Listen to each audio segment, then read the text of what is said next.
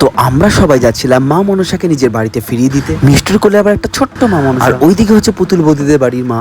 আর এই চুটকিটা নিচ থেকে কিছু দেখতে পাচ্ছে না বলে কোলে ওঠার পর আবার আমাকেও জিজ্ঞাসা করছে। এর মনে কত প্রশ্ন।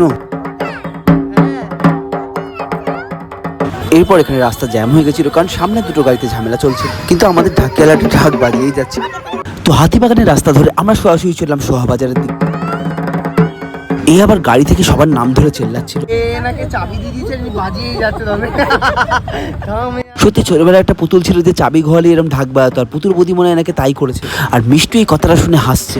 এরপর আমরা একটা অদ্ভুত বাইকার হই, আর কি যে ইউনিক এনার স্টাইল, আমার তো মারাত্মক লাগে। মাঝে মাঝে আমাদের পাড়া দিয়ে যায়, এক এক দিন এক এক রকমের ব্যাগ নেয় হয়। আর এই দিনের ব্যাগটা তো মানে কি বলবো, যে কেউ দেখলে ভয় পেয়ে যাবে। আমরা সবাই পিছন থেকে এনাকে ডেকে ডেকে চেল্লাচ্ছি। তো আমরা সবাই গাড়ি থেকেই ওনাকে দেখে চেল্লাচ্ছি, তাই উনি একটু সাইডে দাঁড়িয়ে গেল। আমরা সবাই ওনাকে অ্যাপ্রিসিয়েট করছিলাম, তাই উনি আমাদের জন্য একটু দাঁড়ালো।